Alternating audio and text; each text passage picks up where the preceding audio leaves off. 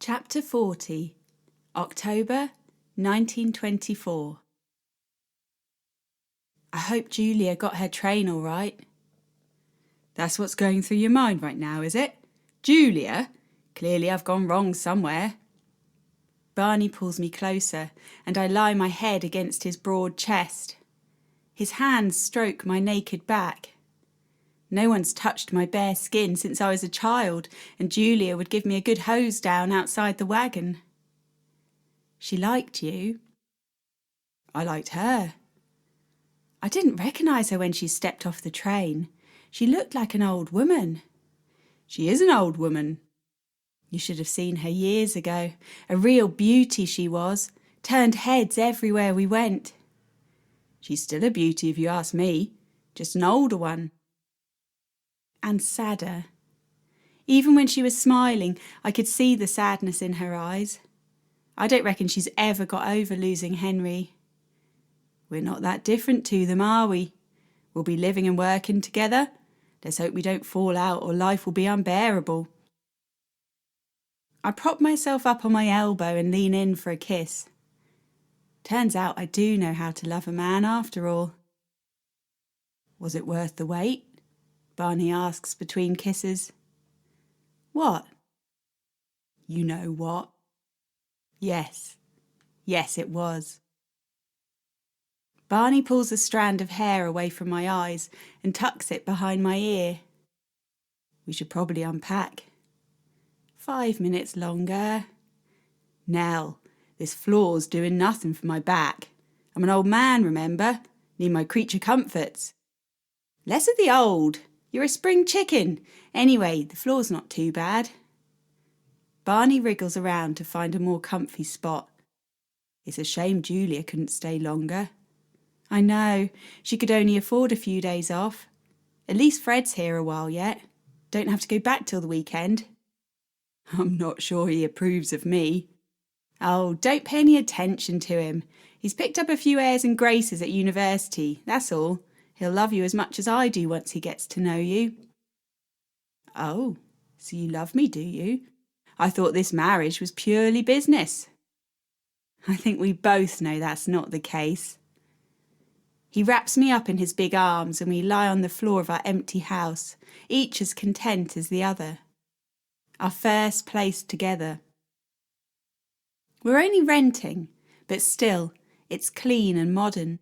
There's even a tap and an oil stove for cooking. We've got our own privy in the yard.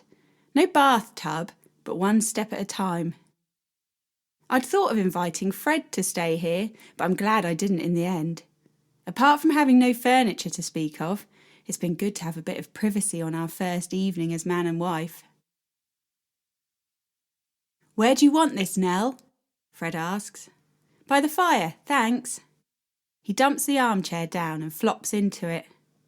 Please tell me we're done for the day.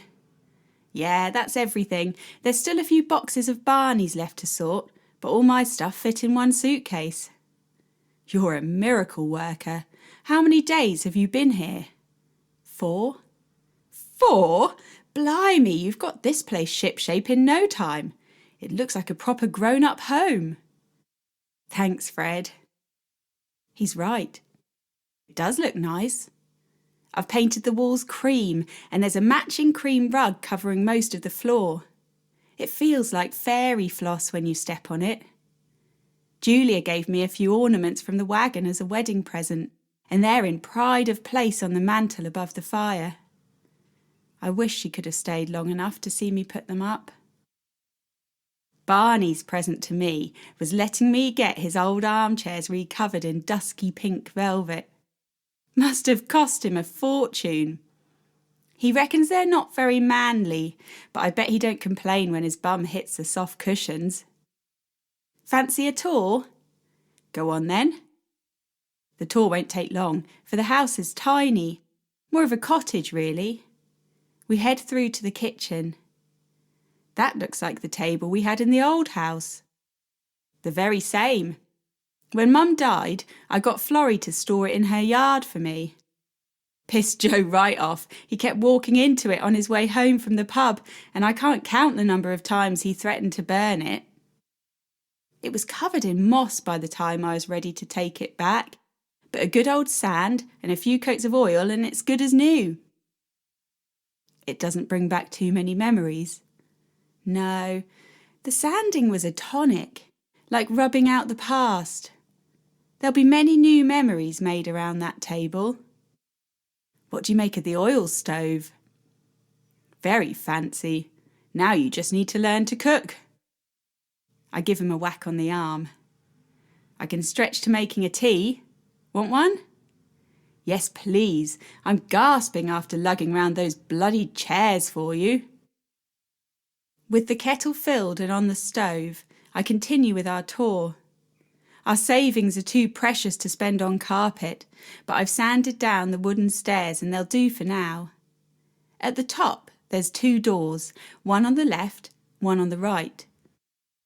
This is our room. Blimey, this is fancy. Yes, I suppose it is. The bed is just an old one Barney had in the pub, but I've layered it up with cushions and draped pieces of silk from the ceiling to the headboard. After making the bed nice, I couldn't afford to do much more. Barney found a few scraps of timber and built a wardrobe for us. Not that either of us have many clothes to fill it.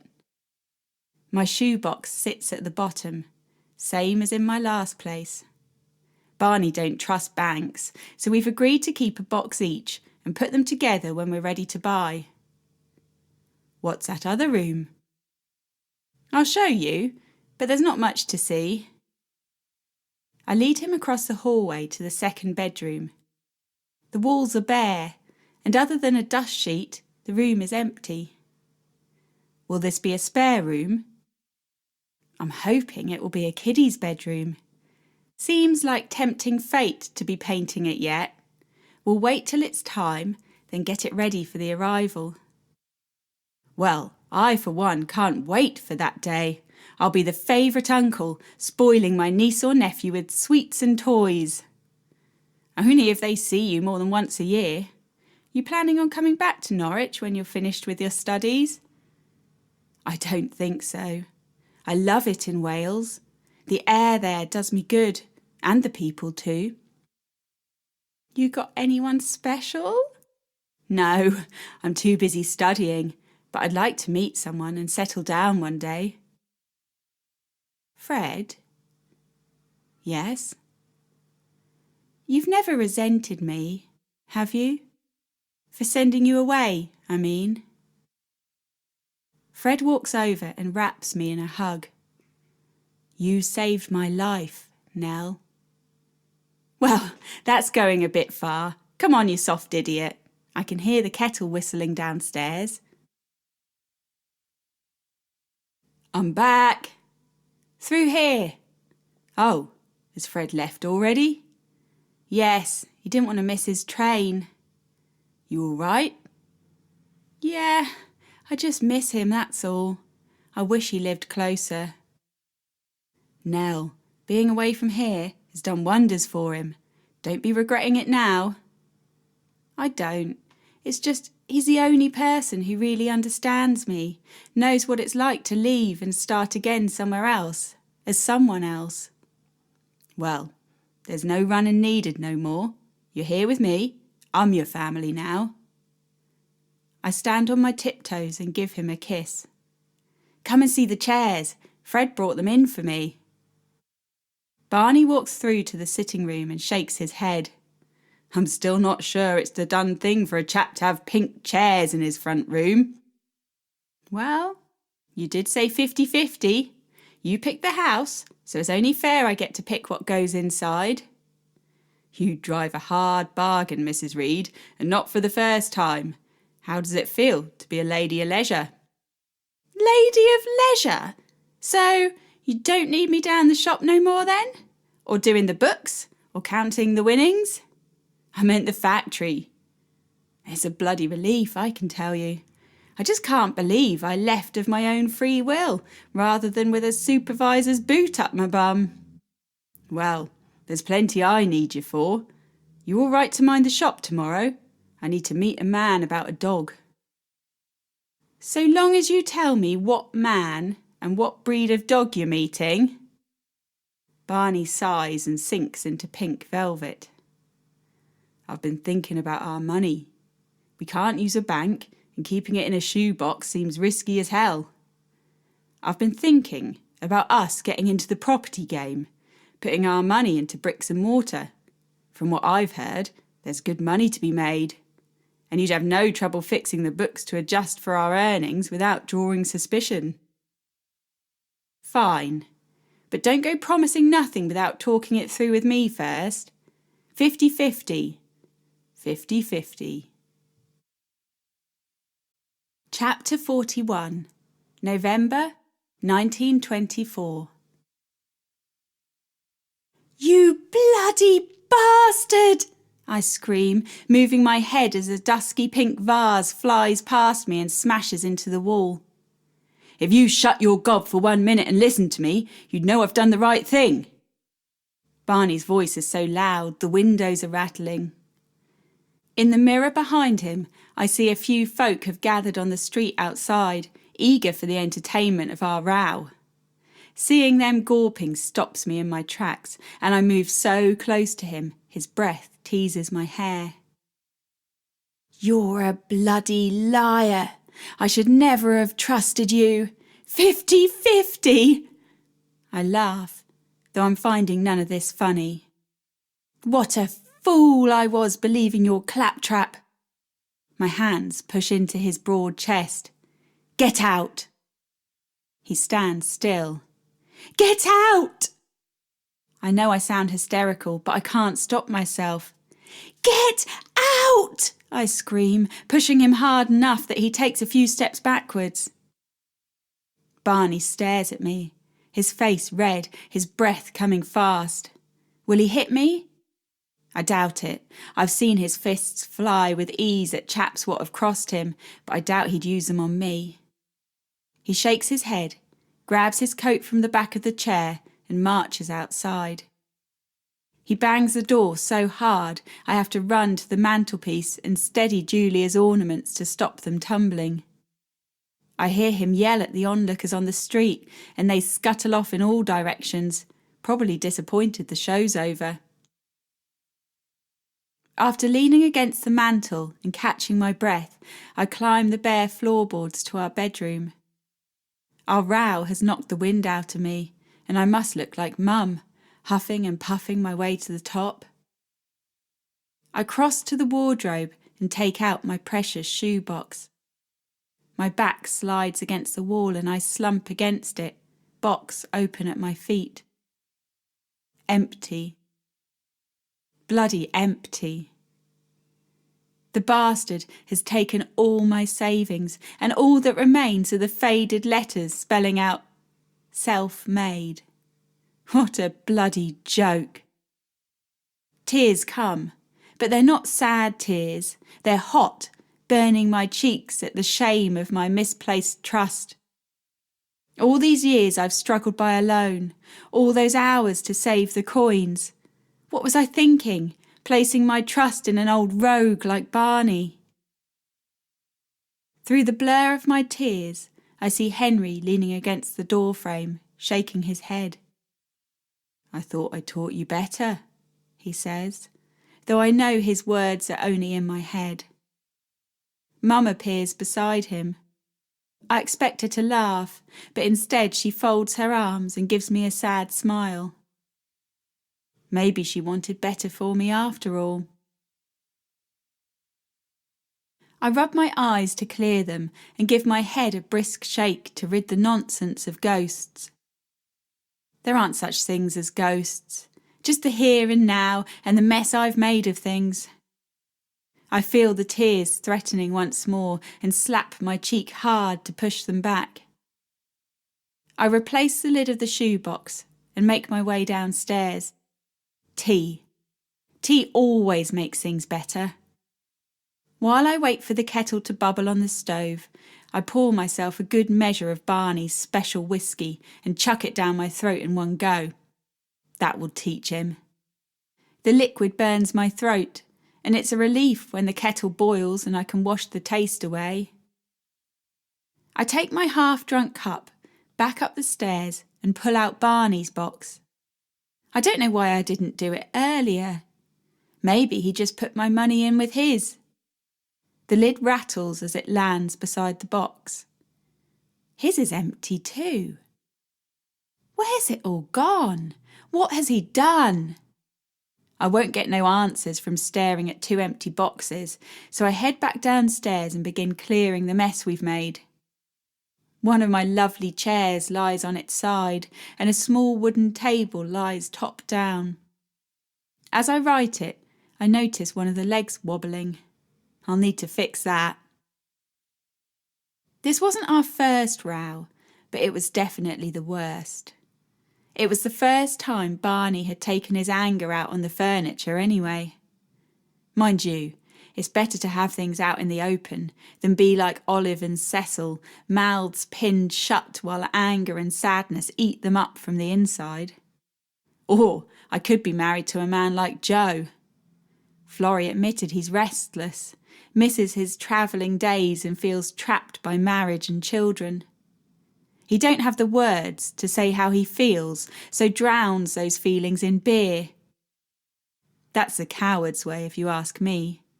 And bloody unfair on Florrie, who don't get the chance to drown sorrows of her own.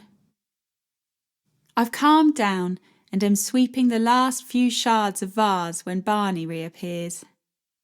I stay quiet as I hear the front door close and wait for him to come to me. He fills the doorway of the sitting room, making it look like something from a doll's house. It's clear he's not going to speak, so I'll have to go first. What you got there? He holds out a brown paper bag and I take it, not looking him in the eye. Peace offering. I uncurl the folded top and see 4 shiny red apples lying inside. With the bag flung on the armchair, I return to my sweeping. Cost me 5 pence, he says, smiling. You were balmy paying that much. Don't you think this lets you off the hook? Nell, can you stop that and sit down? I need to explain myself. I'd rather an apology than an explanation. Sit down and I'll give you both. With my broom propped up against the wall, I plonk myself down on the armchair. All this rowing's left me tired, and I'm grateful for the squishy velvet that cuddles me. Barney fusses round, lighting the fire. I expect him to sit down, but instead he wanders over to the drinks cabinet and makes me up a gin. You think you can win me round with gin? No, but if you've a drink on the go, might give me a few seconds to get a word in. I smile at him, despite myself. All right then, tell me why my savings box is empty. Barney flops into the armchair beside mine. Firstly, I'm really sorry. Taking it without asking was a bloody stupid thing to do. I suppose I'm still getting used to this partnership business. I'm used to working on my own, acting on my own decisions, as and when I please. Yes, but our agreement was equal partners. You promised me that. I know. I'm sorry. So, what have you done with my money then? I've invested it. Into what? Bricks and mortar, like we talked about. You mean that chat where you promised to run everything by me first? Barney sighs. Yep, that's the one. Anyway, an opportunity came up that was too good to miss. I had to act quickly. But Barney, we're together all day, every day. Are you really saying you couldn't talk to me first? I wasn't sure you'd say yes. Anyway, I think we're on to a sure thing. We'd better be. Tell me everything. I met this chap down the pub. He bought some land that came up after the council's clearance scheme. Got a good deal on the understanding he builds new homes. But he needed an investor for the building side of things. We've come to an arrangement. I'll work on site as a labourer, then once the flats are sold, we get a 50-50 split of the profits. And what do I get out of this arrangement? Like I said before, it's a good way to hide any extra earnings what come our way, and my half of the profits will be shared with you.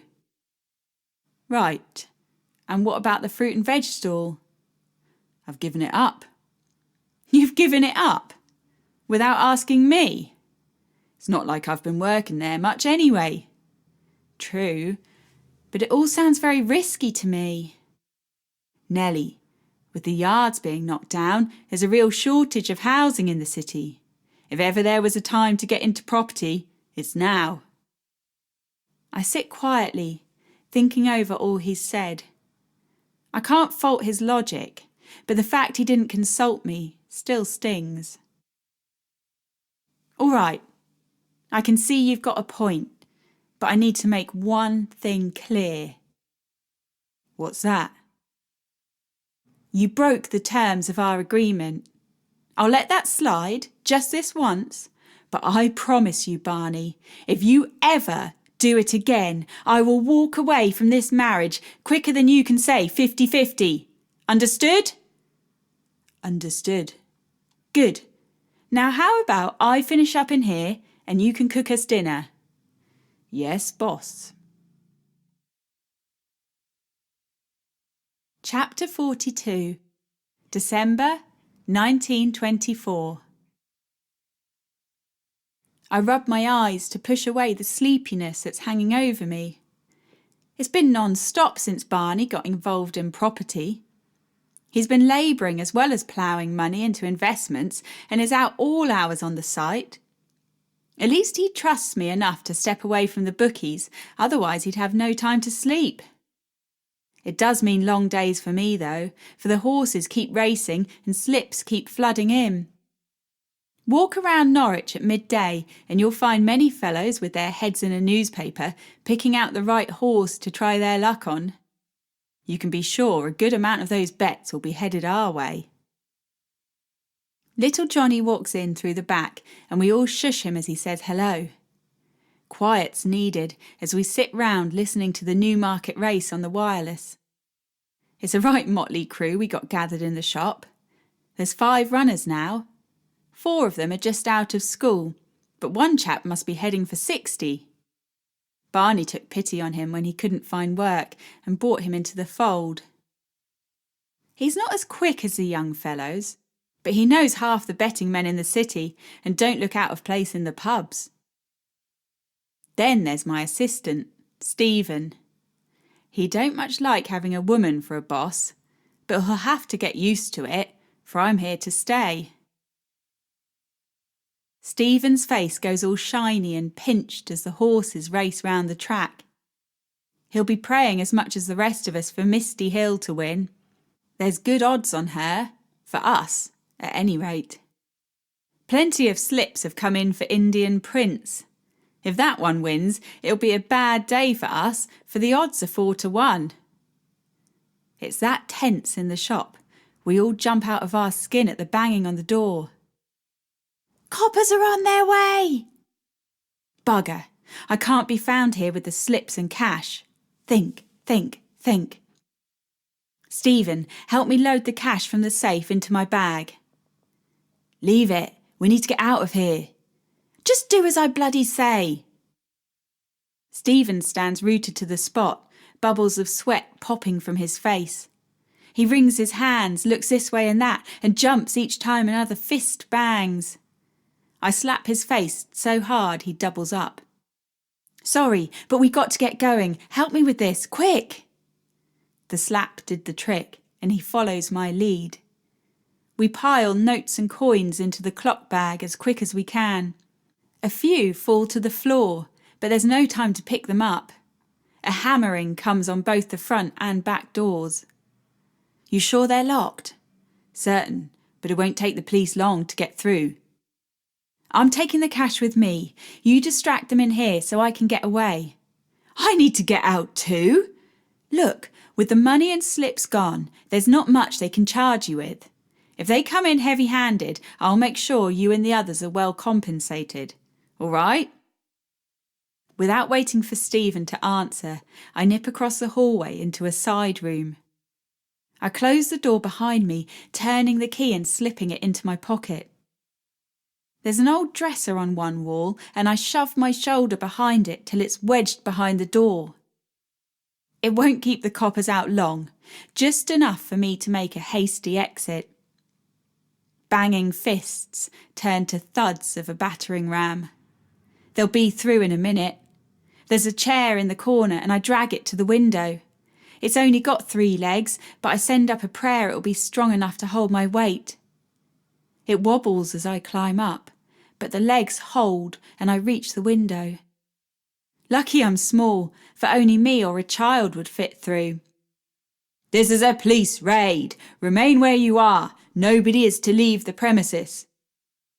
Bloody hell, I reckon I've got a minute at most. The escape must be well timed. Go too soon and there'll be coppers outside. Go too late and they'll break the door and catch me in the act. 1 second, 2 seconds, 3 seconds, 4 seconds. Go! My arms take my weight as I heave myself up the frame. What a bloody stupid idea putting a window so high up. I throw the clock bag out before me and pause just a second. No feet come running, so I squeeze through the frame. I land in a heap at the bottom, and it takes everything I got not to cry out at the pain in my ankle. I hobble away in the opposite direction to the house. "Hey, you! Stop right there!" My ankle is screaming at me to stop, but I push on faster. Thank God I left my bike in the pub yard today. I lock the garden gate behind me, grab my bike, push off down the alleyway, and in under a minute I'm flying away from the shop. I don't dare turn my head in case I'm recognised, but I hear footsteps pounding the pavement close behind. Lucky I'm on a downhill stretch and my short legs are strong. As I put more distance between me and the shop, the angry shouts from the police officers are carried off on the wind. Barney's home earlier than usual. He must have got wind of the raid and comes running through to the kitchen where I've been sat with my ankle on a chair since I arrived home. "You all right? What happened?" "You heard about the raid?" "Yeah. Did you get much warning?" 5 minutes. One of the local kiddies gave us a shout, but we didn't have much time to clear out. Any idea how many got caught? "All but you." "Bugger. We'll need to make sure they're well paid off, or tongues will become loose." "I'll see to it. How are you? You hurt yourself?" "Twisted my ankle when I went through the window. Apart from that, I'm all right. I got away with as much as I could." I nod my head to where the clock bag lies discarded on the floor. "Don't suppose you got the key, did you?" I pull the key from my pocket and Barney kisses my head. He smiles as he opens it. "Can't have left much behind for them to find. Well done, Nell." "What will we do about the shop?" "Oh, don't worry about that. We can do the house up, sell it on, make a profit. Shouldn't be too hard finding someone with a room to rent for the business. No one round here will see us go under. They rely on us too much. I'll start looking tomorrow. If you're up to it, I reckon we should start going through these slips. I'll take the winnings round myself. Raid or no raid, folk will expect us to pay up on time." "Nell! Nell!" "What is it?" "Come down here. There's something I want to show you." I burrow back under the blankets and pull a pillow over my head. It was midnight before Barney finished delivering the takings last night. I waited up for him to come home, for the coppers were bound to be on the lookout after the raid. "Nell, get down here." All right, I'm coming." I checked the clock beside the bed. 8. 8 in the bloody morning. What's he even doing up at this time? I force myself out of the warm bed and wrap one of the blankets round my shoulders. Barney sat at the table, a cup of tea and a plate of toast untouched in front of him. "You're in the paper." "What do you mean? How am I in the paper?" Barney clears his throat and begins to read. Police raid betting shop in Lakenham. 5 arrested, but Queen Bee escapes. Let me see, I say, grabbing the paper from him. The whole thing is there, in black and white. The 5 suspects have been released awaiting trial. Betting slips and cash found at the property. No clues as to the proprietor. Off-course betting a scourge on our city. They don't like us much, do they? At least they don't know who we are. Queenie. Oi, enough of that. Actually, I think it suits you. Queenie Reed. Got a nice ring to it, that does. Also means the coppers would have a right old time tracking you down if anyone ever passes on your name. If I take on another new name, I might forget who I am. Anyway, do you think any of the others blabbed to the coppers? No, they'd have been round here by now if they had. They know what side their bread's buttered. I'll see them right. Don't you worry. What are you up to today? I'm on site this morning, and I've got a few leads to follow up on some of the new premises. Want me to come with you? If you like. How about we meet at the market around 1 o'clock? Works for me. I need to get Christmas presents for Julia, Fred, Florrie and the kids, so I could do that first. I'm slow getting going this morning. It don't help that as well as my ankle, both my head and belly ache thanks to the monthly what's arrived. I'd got my hopes up this might be the month a baby filled my belly, and shed a little tear when I got to the privy and saw the blood. It's early days though. Me and Barney have plenty of time. Soon we'll be in a bigger place, full of kiddies, I'm certain of it. As I hobble my way down St. Giles, a peculiar thing happens. Folk must have read the morning paper, for they wave at me and shouts of, "Morning, Queenie! Follow me down the street." It's the same at the market. Everyone's heard about the raid and all want to know more. Several chaps bow to me, and one woman even gives me a curtsy and calls me "Your Majesty." Bloody hell, I didn't know there were so many folk around what can read. It takes an age to buy my presents. For every stall I stop at, fellows want to hear about the raid. I managed to find a smart navy tie for Fred and a dancing lady made from China for Julia. I buy some fabric to make a dress for Florrie and new winter coats for the children. I don't bother getting something for Joe. The silly bugger deserves a lump of coal and nothing more. Barney's waiting for me by his old stall. I smile as I remember how we met. Fancy some apples? You seen the prices they're charging now, and I thought you were bad. Take no notice of my missus, Barney says to the stallholder. She's a bloody skinflint.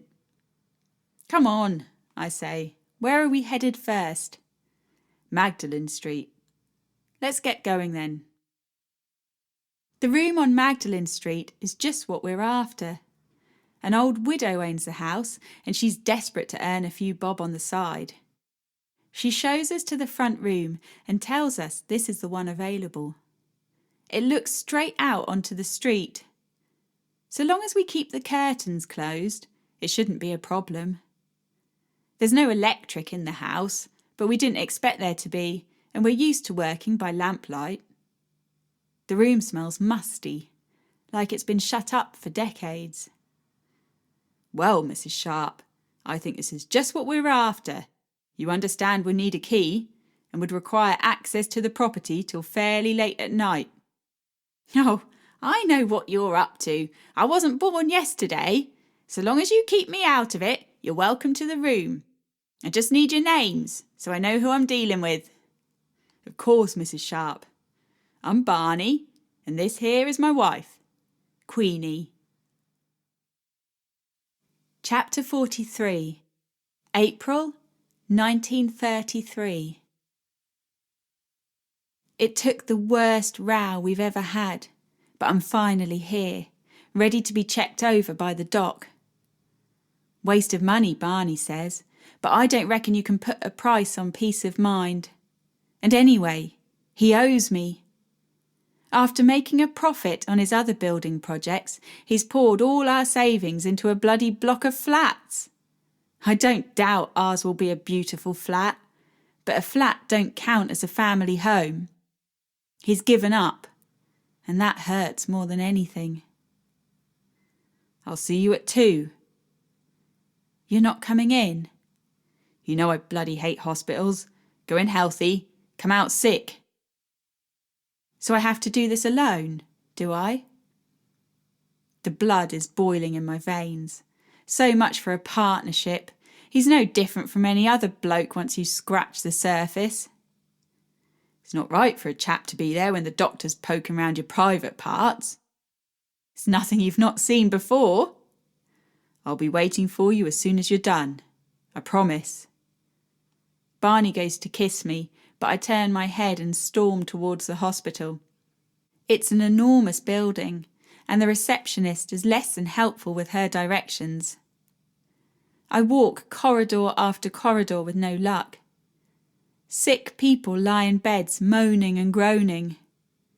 This is no place for a healthy young woman.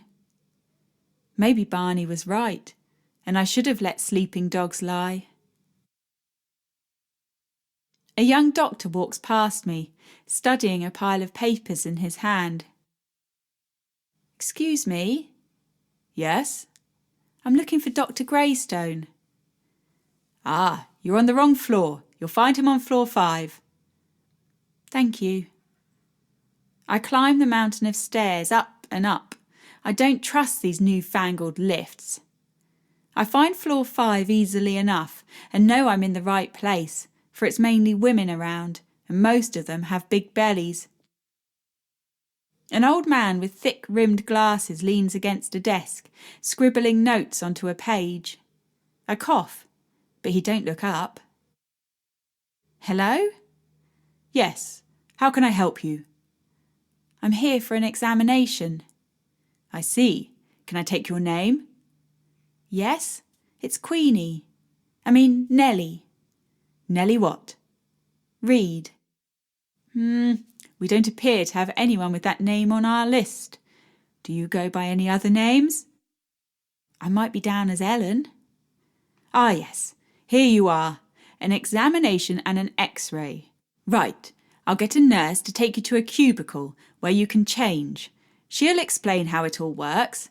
And once the X-ray has been taken, I'll see you in my office to go through the results. Thank you. An efficient-looking nurse leads me to a bed and pulls round the curtain. She hands me a gown and asks me to change into it. I'll be just outside. Shout if you need any help.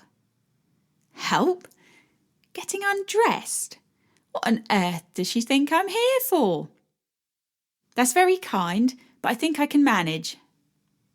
It only takes a minute to change out of my clothes and into the gown. I call to let the nurse know I'm ready. When she pulls back the curtain, she's got a metal trolley with her, holding a large needle sitting in a bowl. What's that for? Nothing to worry about. We're just going to inject a little dye into you. It will help us see what's going on when we take the X-ray. She's got a kind face, this nurse, plump, rosy, and covered in freckles. Will it hurt? A little, but it's really not too bad. Can you lift your gown for me? Lift my gown? If I do that, she'll see my privates. Bloody hell. She must see the shock on my face, for she suggests I lie beneath the bed covers and leave just my belly exposed. I do as she says, and wince as a needle pierces my skin. Well done, Ellen. It's Queenie. My name's Queenie. Oh, that's funny. I have you down on my notes as Ellen. Long story, I say, and she smiles a wide smile. You get yourself comfy here, and I'll check if they're ready for us in the X-ray room. She's back 5 minutes later with a wheelchair. What's that for? I thought you might like a ride. There's nothing wrong with my legs. Very well, follow me. She leads me down a long corridor and stops outside a door, tapping with her knuckles. The door opens and a stern-looking woman in overalls beckons me into the room. "I'll wait out here," says the nurse. "It shouldn't take too long." The nurse was right. 15 minutes after I went into the room, I'm back out again. It's a bloody relief too, for the woman in there never spoke a friendly word, just barked instructions at me to lie still and stop wriggling. What happens now? Well, there'll be a bit of a wait while the doctor studies the images. I suggest you change back into your clothes and I'll fetch you a cup of tea. Would you like a newspaper to look through? Yes, that would be lovely, thanks. 2 hours. 2 bloody hours it takes for the doc to look at the photographs of my belly. I've read the newspaper cover to cover 3 times before the nurse arrives to take me to his office. "Good luck," she says, knocking on the door. The old chap I saw at the desk is sat in the room behind a much larger, grander desk than before. His glasses are perched on the end of his nose as he studies black and white photographs that make no sense to me. "Sit yourself down," he says, pointing to a chair opposite his. "Now, Mrs. Reed, I see from your notes you have had a number of unsuccessful pregnancies." "I've lost 5 babies, if that's what you mean." "And none of them reached full term?" I stare at him blankly. What the bloody hell does full term mean? "How long did you carry the babies for?" "The shortest was 3 months, the longest 7. "My sincere condolences for your loss. It sounds like you've really been through the mill."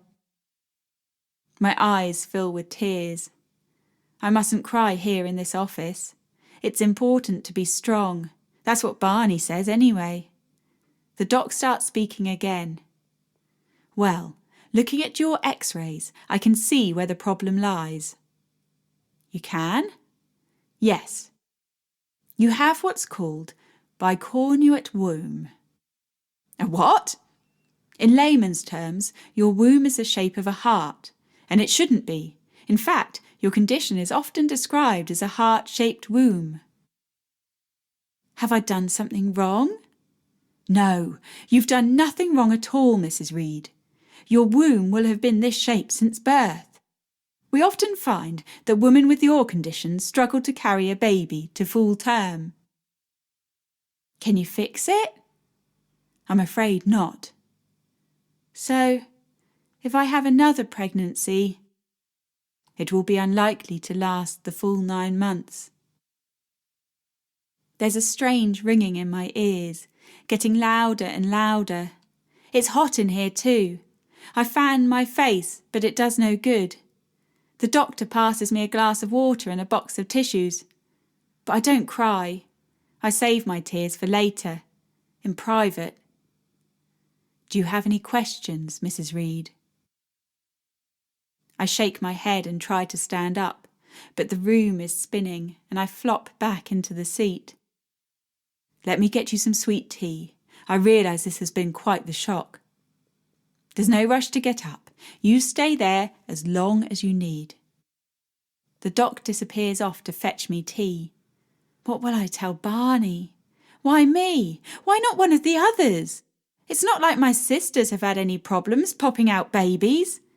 I thought I'd escaped Mum and her meanness, but seems she found a way to hurt me even beyond the grave. For if this is anyone's fault, it surely must be hers. She's the one who made me, after all. Chapter 44. April 1933. "Queenie? Queenie?" I look up through blurry eyes and see Barney walking towards me. "How did you know where I was?" "You've come to Chapelfield after each of the babies, so I guessed you'd have bad news and come here again." "Oh." I stare out into the gardens. It's too cold for most folk to be out, but there's a couple of mums pushing babies in prams, probably trying to get them to sleep. What I'd give for sleepless nights. Sorry I didn't meet you at the hospital. I just had to get away from that place. What did the doc say? Sit down. Barney sits beside me on the bench, and I let my head rest on his shoulder. How do I tell him that I failed, that I'm not a proper woman? Best get straight to the point. There's some fancy name for my condition that I've forgotten, but the doc said some folk call it a heart-shaped womb. And what's one of those then? Just like the name says. My womb is the shape of a heart, so although I can get a baby inside it, it most likely won't last a full 9 months. Maybe it's just not comfy enough in there. I manage a little smile, and Barney wraps his arm round mine. I'm sorry, I'm not a proper wife. Do you remember our pact, all them years ago? I wasn't ever looking for a proper wife, as you put it. I was looking for a partner. I was looking for you. But we can never have a family.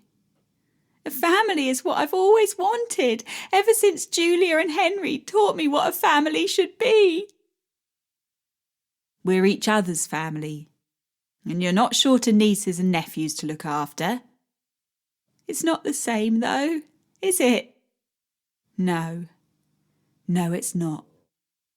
He kisses the top of my head. It's ironic, really. All them years I've thought my heart was breaking, and all the while it's the heart in my belly what's breaking me. Did the doc say a baby's impossible? Not impossible, no, just unlikely. But Barney, I can't put myself through all that again. All that hope, all that loss. I've had enough loss in my life to last 100 lifetimes. I don't need no more. Then we carry on, just the two of us. Our own little family. Fancy coming and seeing the flats this afternoon?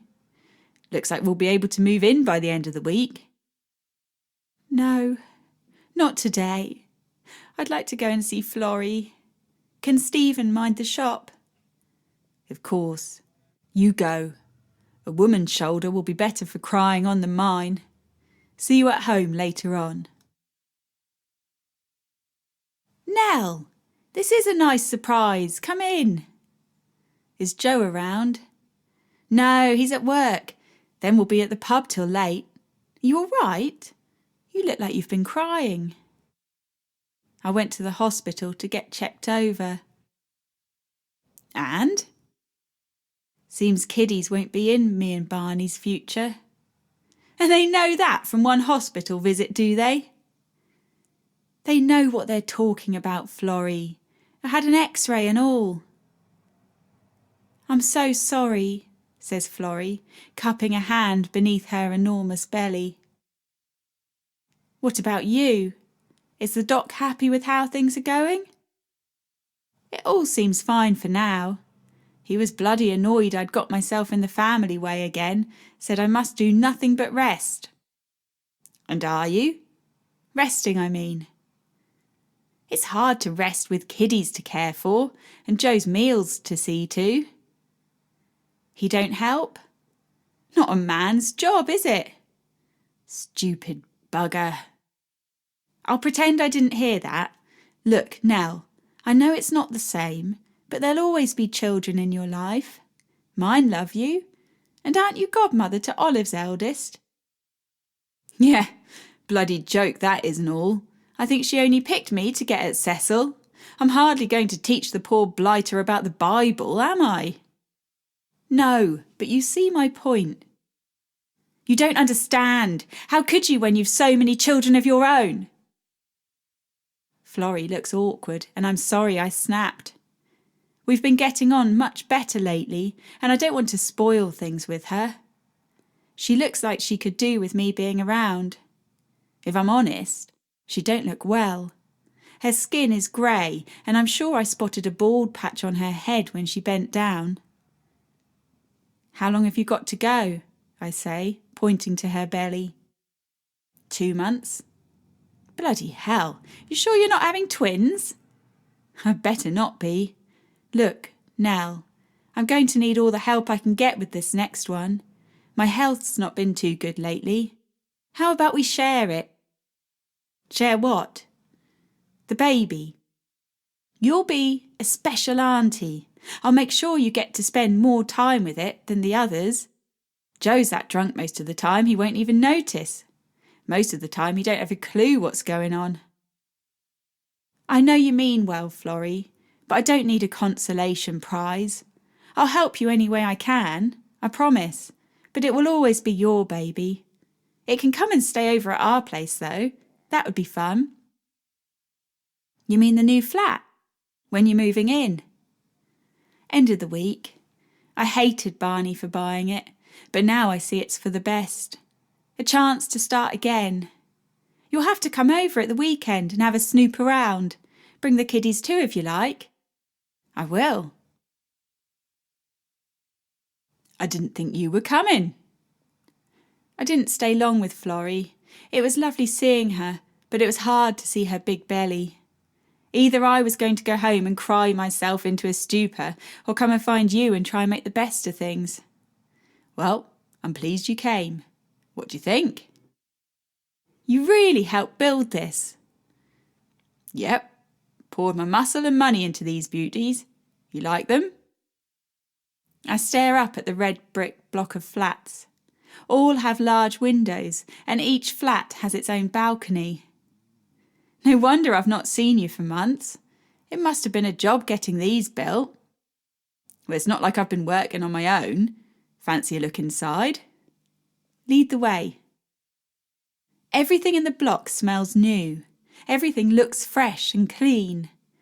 Barney leads me up a wide staircase to the second floor. Number 32. This one's ours. He turns the key in the lock and steps back to let me inside. The first thing I notice is the light. It's dull and grey outside, but the thin winter light pours through enormous windows and bounces from room to room. The floors are covered in thick cream carpet. I take my shoes off and lie on it. I had your voice in my mind when I chose that. You like it? I love it. Barney reaches his hand down and pulls me up. I thought this could be our room, he says.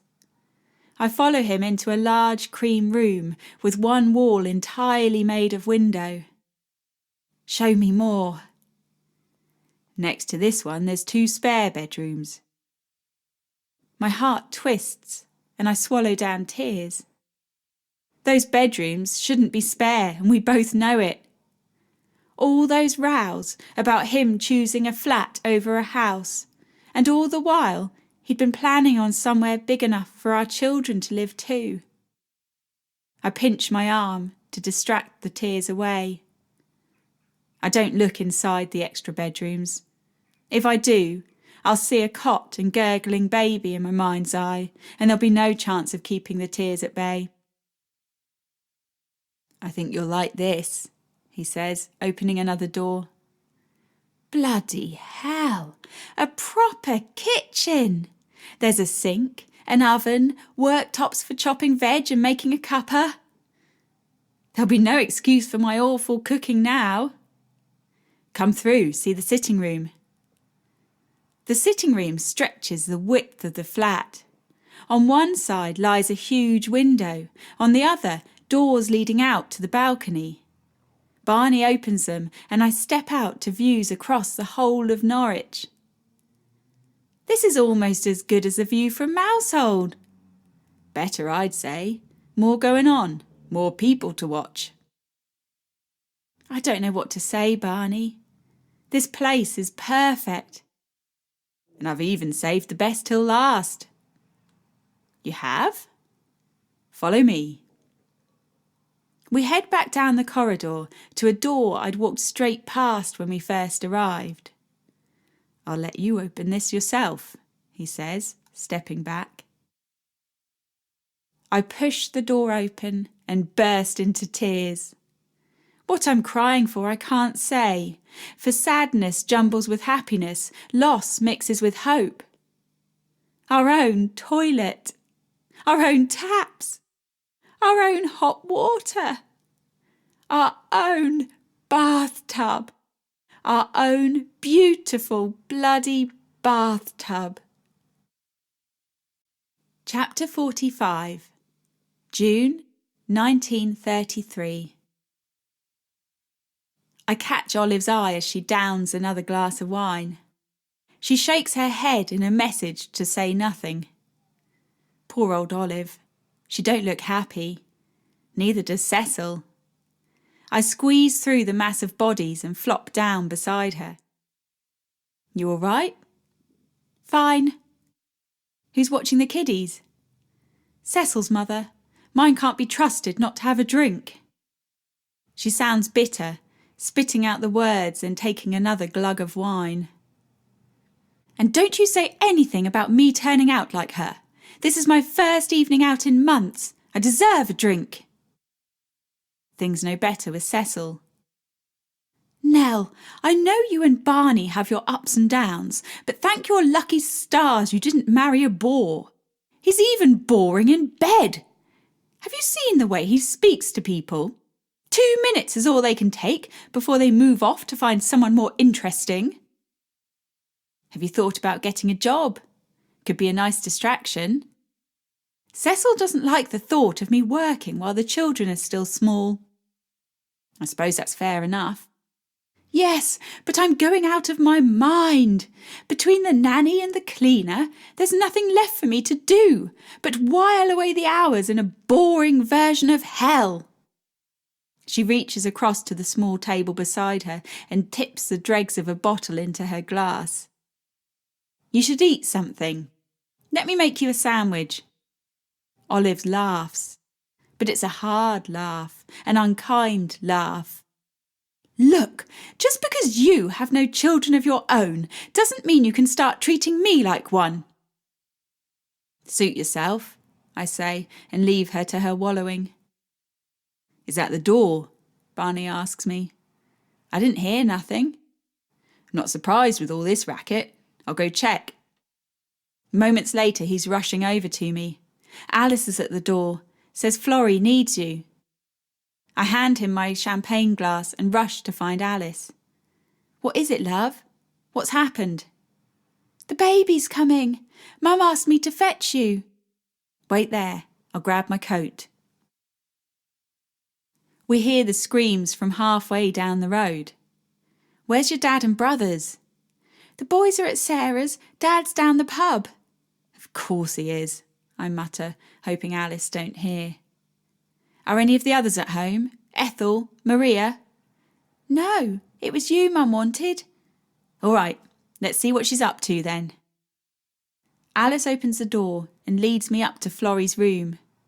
I know poor old Florrie tries her best, but this house really isn't fit for living in, especially not with little kiddies. Joe's not even sorted them out with a proper bed, and they've been here getting on 20 years. A charming smile's all well and good, but it don't put food on the table. Florrie would have been better off if he'd done a runner, like Dad.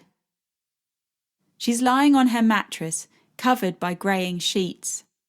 When I walk in, she gives me a faint smile. You didn't need to dress up for the occasion, she whispers, before her face twists up in pain and she lets out a groan. I'd forgotten to change in all the rush of Alice arriving. Satin and sequins aren't ideal midwife clothes, but they'll have to do. We were having a party, I explain, running my hand across her forehead. You're not half cut, are you? That's all I need. I laugh. No, don't worry. I was too busy playing host to have much to drink. I did bring this with me, though. I pull a bottle of brandy out from my bag. I remember it helped Mum all them years ago. You want some? Florrie nods, and I send Alice off in search of a clean cup. How long has this been going on? The pain started first thing. I tried to get on with the day as best I could, but eventually I had to give in and come to bed. And you only just called for me? I thought I could manage by myself. Florrie grips my hand and lets out a scream that will have woken the whole of Norwich. I'm sorry to ask for you. I know it must be hard, being around babies and all, but you're the only one I trust. Don't you worry about me. Seeing you in this much pain makes me feel I've had a lucky escape. My fingers stroke her hand as another wave of pain floods through her. I think I can feel it, she says. Want me to take a look? Florrie nods and I lift the bed sheets. Well, that's definitely a head right there, and a fine lot of hair that baby has. You're nearly there now, not long to go. It takes less than 10 minutes before the baby slithers into the world. Alice passes me a towel and I rub it down. Blood has covered my cream dress, but holding the little dot in my arms, I really don't care. You have another little girl, I say. Say hello to Mummy. I hand the baby to Florrie and she holds it to her breast. You take a moment with your daughter while I put the kettle on. With the tea made and the afterbirth seen to, I set about cleaning Florrie up. All her energy is gone, and it's all she can do to hold the baby to her. You hungry? Florrie nods. Alice, can you have a look in your cupboards and find some bread for your mum? There's nothing there. I looked earlier. You mean none of you have eaten all day? Alice shakes her head. Right, you head back to my place and tell Barney we're in need of some food. He'll know what to do. Thank you, Florrie says, a light flush showing beneath her grey skin. Do you mind taking the baby? I'm worried I'll fall asleep and squash her. Not at all. You rest. I'll be downstairs if you need anything. I carry the baby downstairs, pausing on each step to be sure I don't trip. As we reach the front room, the baby starts to grizzle and I jog her up and down in my arms. She's light as a feather, her face so screwed up I can barely see her eyes. What's wrong, love? You hungry? Or just tired from making your way into the world? All I get in reply is a snuffle, and she screws her hands into fists and rests them against her face. I grab a spare rag and gently wipe down her hair. Such a full head of hair. Such tiny hands. She begins her crying again. I prop her against my shoulder and walk her round the tiny room, singing as I go. I feel the tears on my cheeks as I sing. Love for this little one, mixed with grief for my own. I'll always take care of you, I whisper. I'm your Aunt Queenie. You'll never be alone so long as I'm around. It's 6 before I'm able to leave Florrie's and head home. Joe rolled in just after midnight, waking the baby with his kisses and drunken lullabies. His eyes were full of love, but he's not turned that love into action when it comes to providing for his other kiddies, so no reason to think he'll start now. I turn my key in the lock as quietly as I can and creep through to the bedroom. Barney isn't there. I pad along the soft carpet to the living room and find him snoring in a pink armchair. There's a blanket on the sofa, and I spread it across his legs and creep away. The room is flooded with sunlight when I wake to find a steaming cup of tea beside me. Barney? Barney appears in the doorway, stooping so as not to bump his head. What time is it? 11. Bloody hell, why didn't you wake me? I'm needed at the shop, then I have to pick up some supplies for Florrie. How'd it go last night? Not too bad. The baby is a darling. I held her most of the night while Florrie got some sleep. Barney smiles. but there's no hiding the pain in his eyes. Are you right to cover the shop till 5? I've got a meeting this afternoon about the new development by the river, but I can pick up supplies for Florrie on my way back. Sounds a good plan.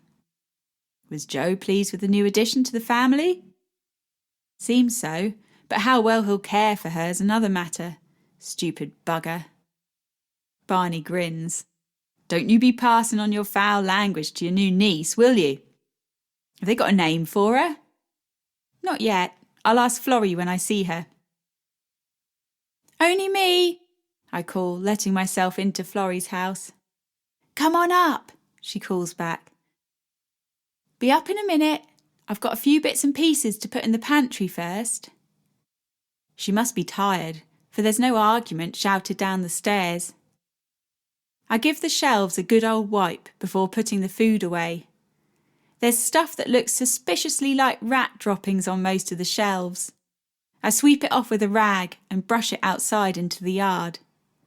Before heading up, I make a quick cuppa for Florrie. I doubt anyone else will have taken her one. How you feeling? I ask, settling the cup on the floor beside her. Shh, she's finally dropped off.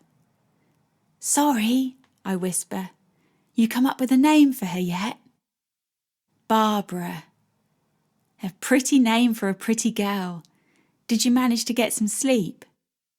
Not much. She's been wanting fed most of the day, but I don't have much milk to give her. Hopefully it will come in soon. Well, I'll make some dinner for you to build your strength. You need to eat yourself, or there'll be nothing to pass on to Barbara. Florrie grabs my hand. Thank you, Nell, for everything. Just doing what sisters should do. I don't see none of my other sisters running round making me food. Yes, but they've got their own families, don't they? For a skinflint, you can be bloody generous sometimes. Get some sleep, I say, and make my way downstairs. Chapter 46, November 1933. How's she doing? Not good. What does the doc say? That it's a mystery. They can't understand why she's not recovered from the birth. It's been months now. Instead of getting better, she just gets weaker. You going round again today? I've got to. The kiddies won't eat otherwise. I'm sorry I've not been able to help at the shop as much as usual. Don't worry about that. Stephen's really stepped up. I think he likes it when you're not there. He don't get bossed around by a girl. Well, he better not get his feet under the table too much. As soon as Florrie's better, I'll be back ordering him around. Are you at the shop today, or back on site? Both. I'm on site this morning, then in the shop this afternoon. There's a big race on today, so I reckon it'll be a busy one. All right, I'll see you later. I give Barney a quick peck on the lips, and I'm out the door. It's good we're only 10 minutes from Florrie's, as I've practically moved in these past few weeks. Alice has done her best to help me with the cleaning, and she's not a bad cook, but there's still Florrie and the baby to care for. Where's Mum? I ask Alice. In bed, same as every day. I kiss her cheek and take the stairs 2 at a time. How's the invalid today? Please don't call me that. I hate being stuck in this bed day after day. Sorry. Anything I can get you?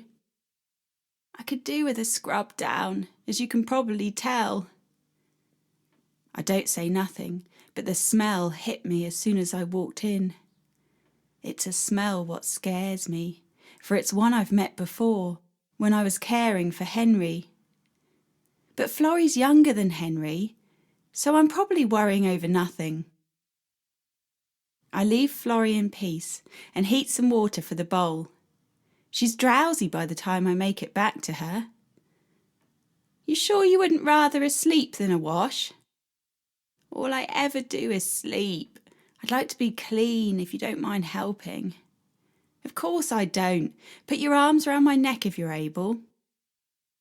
Florrie leans against me, and for a moment I'm back in the yard, helping her lean over a pan in the dead of night. I pull off her nightdress and throw it in the corner of the room. Let's do your back first. As the warm water meets her skin, she relaxes further into my arms, and I wonder if she's fallen asleep. I check her face, but her eyes are open. Good girl. Now lie on your back, and I'll do under your arms and your face. I begin wiping water across her cheeks, but she grabs hold of my wrist. Nellie? What is it? Is the water too hot? No, it's not that. I want you to promise me something. What is it? When I go, I want you to take care of Barbara. Will you do that for me? Don't be daft. You're not going anywhere. Now, I need to wash down below, but I promise not to look. Once she's clean, I pull the blankets up to her chin. I know it's strange lying there in the nud, but you'll feel much better with a clean nightdress on. You have a nice sleep now, and I'll fetch you one. I think Barbara could do with a change too, she says, her voice thick with sleep.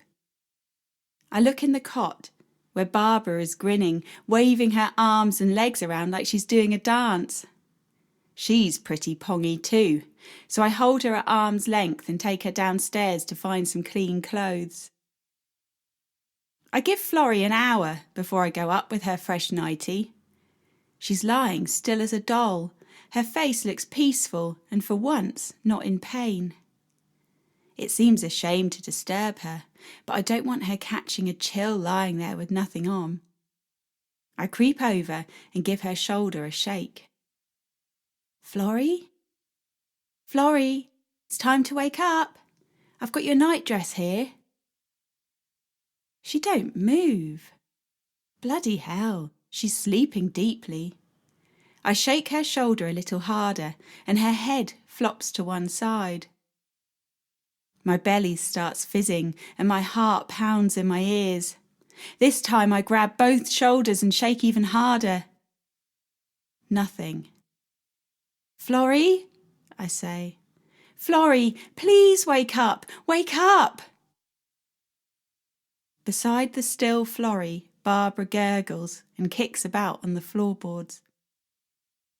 I pick her up and lie her on Florrie's chest. Florrie, Barbara's here. She wants you to give her a cuddle. Still, Florrie don't move. Barbara squirms her way back onto the floorboards. I hold my cheek to Florrie's mouth, praying for a tickle of breath to reach my skin. I stay there till my neck hurts, and I have to stretch out again. I lie beside Florrie on the bed and wrap my arm across her. My body feels heavy, like there's a brick wall crushing my chest. Please don't go, I pray. Please, God, don't let her leave me. But once again, God has ignored my prayers. I reach beside the bed and pick up Florrie's hairbrush. With her head propped up against a pillow, I brush out the tangles, leaving long, shiny waves trailing right down to her belly. My lips kiss her forehead, then her cheeks. Good night, my darling Florrie. Thank you for being my sister. Thank you for being my friend. I climb up from the bed and tuck covers neatly around her chin. Sleep tight, beautiful girl. Me and Barney walk back through the church, hand in hand. I don't know how I'd have got through it without him beside me. Olive walks behind us, a wreath of lilies in her hand to lay on the grave. It was bloody kind of her to come. She never really knew Florrie, but said she'd heard enough from me to feel she knew her well enough to say goodbye. It's strange having the family gathered together. Not the best of reunions, for although there's enough kiddies around to swell our numbers, it's the ones missing what stick in our minds. Mum, Dad, Arthur, Albert, and of course, Florrie. Outside the church, Fred pulls me into his arms. I've promised him I'll visit him in Wales in the spring. I might make a proper trip of it and visit Julia while I'm at it. It'll be good to get out of the city for a while. It seems a lifetime since I was on the road. A familiar cry pierces through my thoughts, and I head over to check on Barbara, lying beside Jo in her pram. "You gonna keep your side of the bargain?" he says as I reach them. His eyes are red-rimmed and his voice holds a note of panic. He's shuffling from foot to foot, fiddling with his tie like he's choking. "What are you talking about?"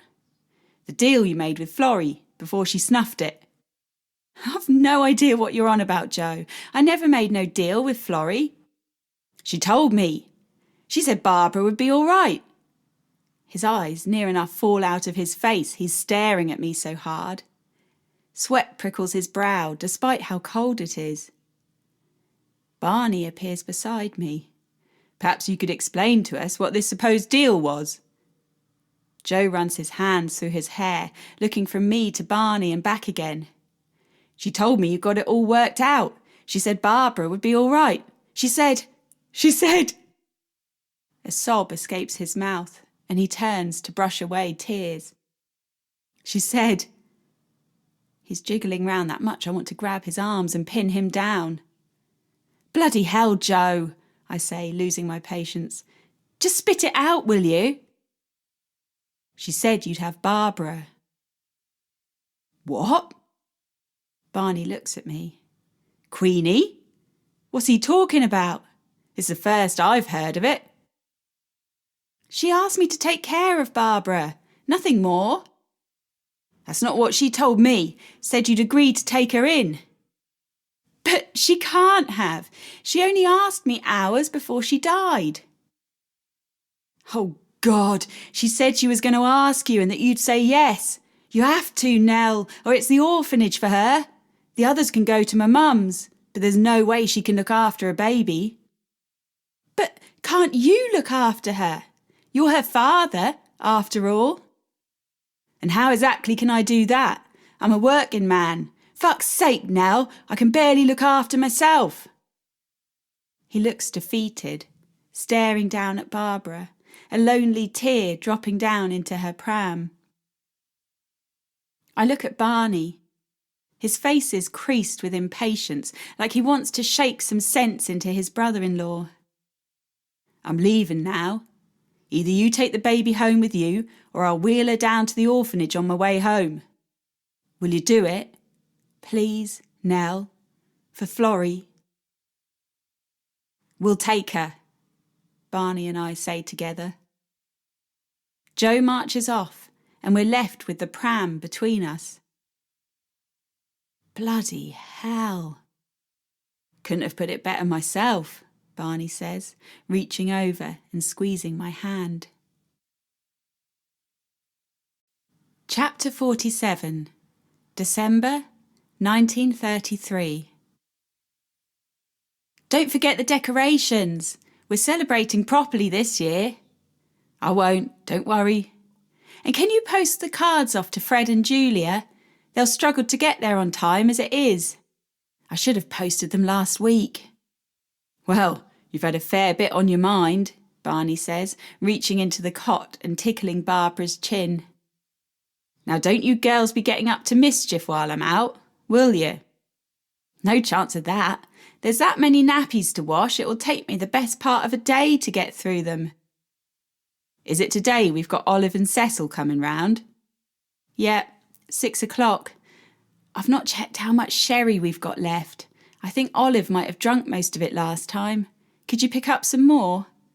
"Yes, I might get a few beers in too. I'll need something strong to get through an evening with Cecil." "Don't be so rude," I say, but I can't help but laugh. I wish Olive would come round on her own sometimes, but she always brings Cecil with her. I don't know why. He seems to enjoy our company as much as we enjoy his, and that's not saying much. I'll pop in the shop this morning and check Stephen's all right by himself. He won't thank you for it. I know, but I need something other than washing nappies to occupy me. You know, a mum pushing a baby would be a good cover for a runner. I'm not having this argument again. I've told you, once she's in school, I'll get back to the business, but I don't want her having no part of it. She'll grow up respectable. There's no need for her to know how we come by our money. She'll work it out one day. That may be true, but hopefully by then she'll love us enough for it not to matter. Right, well, I'm off. See you later. The door slams and I stare at the cot. Barbara's eyelids flutter in her sleep, and I wonder if she's dreaming of Florrie. I do. Not every night, but now and then she pops up for a visit, just like Henry. I know they're in my imagination, but even if they were ghosts, I wouldn't mind. I can't think of too kind a ghost to have watching over you. I'm falling asleep myself when Barbara stirs. If only she'd sleep at night, we'd all be better rested and less grumpy with one another. But I know these days are precious and will be gone all too soon. The purple bags under my eyes are worth the life she's brought into our home. The day goes by quicker than I thought it would. Barney was right about Stephen not welcoming my interference, so I don't linger at the shop. I take Barbara for her first visit to the market, show her where me and Barney met all them years ago. She don't understand, but coos and grins like she does. The nappies take me all afternoon. How such a small kiddie can produce so much filth is a mystery to me. At least I've got a bathtub to wash them in. I'll have to unpeg them before Olive arrives. I don't suppose Cecil would approve of nappies and underwear drying on the balcony. Thankfully, at 4:30, Barbara decides to go down for a nap. It means I can take my time getting ready. I even manage a bit of makeup and a quick whip round the house. Not that it was messy before. I love our flat. It's the same pinks and creams as our old house, but now I can afford to add in touches of gold. A gold clock what chimes on the hour. Gold tassels on the cushions, teacups painted in pink flowers with gold along their rim. I'm plumping up the sofa cushions when Barbara stirs. Hello, sleepyhead. Blimey, you stink. Let's get that dirty nappy off you and tuck it away in a bucket so the house don't smell when the guests arrive. With Barbara changed and fed, I lay her on the bed and climb up beside her. Barney comes home to find us both playing with her tiny toes. Barbara thinks it's hilarious to shove them in her mouth, and even funnier when I pull them out again. You look nice. You smell nice too. Barney climbs onto the bed and leans over Barbara's head to kiss me. You know, it's funny. What is? He asks. Well, it's just that I've had so many names over my life. Ellen Hardy, Nellie Westrop, Queenie Reid. But the one name I wanted, I never thought I'd get. Oh, and what's that then? Mum. Barbara gurgles and smiles up at us. She reaches her tiny hand towards me, wrapping her fingers round mine, like she'll never let go. Author's note. Queenie Reid died in 1999, 4 months before her 100th birthday. She outlived Barney and Barbara, but remained close to her 2 granddaughters and lived to see the birth of 6 great-grandchildren. I knew her as Queenie Nanny and remember visiting her as a child in Norwich. Her story is legendary in our family and one I've always wanted to tell. If she knew a book had been written about her life, her response would probably be, "Bloody hell!" This has been Queenie of Norwich, written and read by L.K. Wilde. Copyright 2022 by L.K. Wilde.